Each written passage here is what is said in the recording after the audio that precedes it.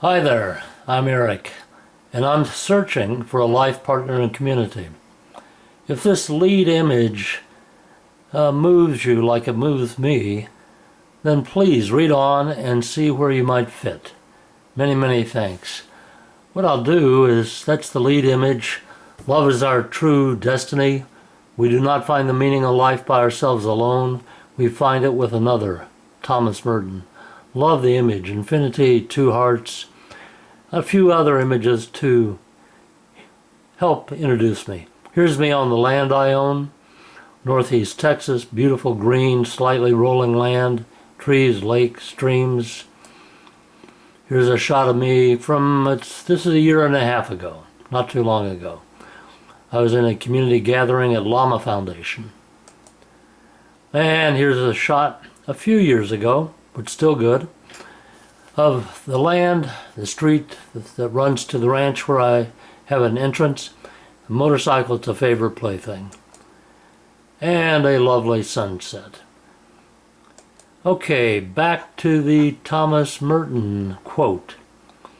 Here's intro notes I'm going to read to you as if to a woman I had never met before on a dating site, yet who is herself definitely searching for a life partnership. Bear with me, I'm not a professional narrator, so I may have to cough and so forth from time to time. Why are good relationships seemingly so hard to find and sustain, and how do we, you and I, fix that for ourselves? The answer lies far beyond good sex and romance, yet includes it and actually makes it better. Read on with me. First off, even though I live in Northeast Texas, I'm not a Texan by any stretch of the imagination.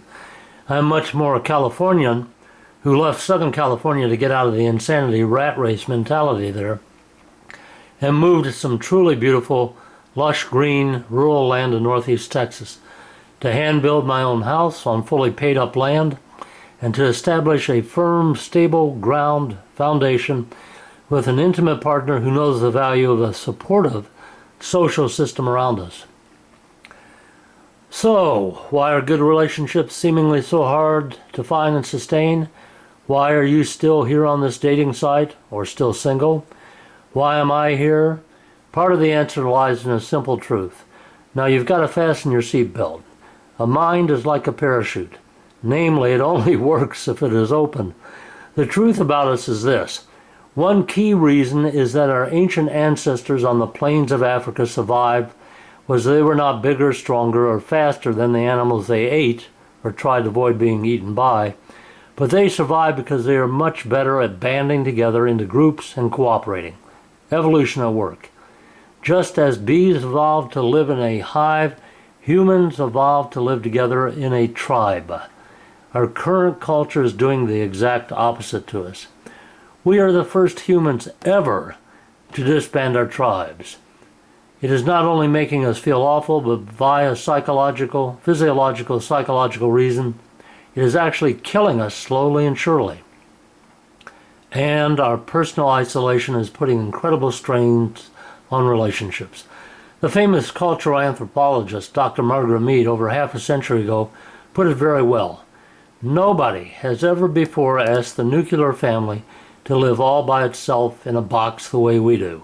With no relatives, no support, we've put it in an impossible situation. And the isolation and stress has only gotten worse since Mead's time. Each of the last 4 decades has had a decrease in the quality of life for the average U.S. citizen, you and me. Sexual attraction and romance so often are what bring us together when we were younger. Nice stuff without a doubt. And yet most likely everyone here has had their fair share of sex and romance at various times in the past. Still, it is not the glue that makes for permanently successful relationships. Hopefully you've had enough experience by now to realize this. Margaret Mead some 50 years ago made her comment about the nuclear family, a marriage of one man, one woman, and a few kids. Now, some 50 years later, the number of marriages have decreased, the isolation of the individual man or woman has increased, and you don't like it any more than I do. I'm passionate about the need to establish and live more, quote, real, unquote, community, tribe in our lives. More connection, more loving honesty, more creativity, more integrity, and more joy. My background is that of psychology, science, and a long meditation practice. All of these blend together in support of community creation. I'm looking for a life partner in creating a life together. If this resonates with your own dreams, we should talk. If you still have notions that good sex and romance alone will fix your isolation, you should stop right here and search elsewhere. I'm looking for a smart, loving, and aware woman partner whose ability to love is based in mature reality, not a youthful fantasy. Here's another quote for your consideration in the quest for loving, happy relationships. The American myth of love and marriage is a recipe for emotional disaster. We still pay lip service to the notion that young people will fall in love and meet each other's physical and emotional needs for the rest of their lives. That's obviously ridiculous, but we have no other model of a good relationship. Sirenetta. Well, we do have a better model now. It involves the cry of the young boy who cries out in complete innocent awareness, "The emperor has no clothes on." We're becoming increasingly isolated and it hurts us. We need each other, along with the presence of warm, caring others around us, namely tribe.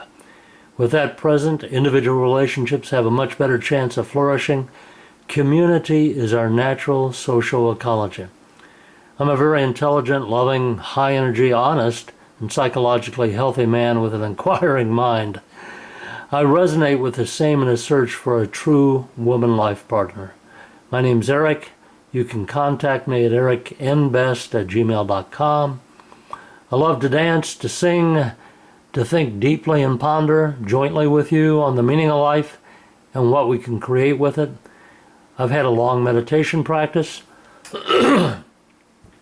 I love the peacefulness of the lush green land I own here, home and land completely paid for, never any debt, stable, safe, and secure, and open to building whatever we might wish. I'm a playful imp at times, loving to surprise you with things you might like and appreciate. I'm fully alive and carry a vibrant yes to life energy within me. If this appeals to your own quest, please contact me and let's start a conscious dance of beauty, truth, and love together. The very, very best to you, and I hope to hear from you soon.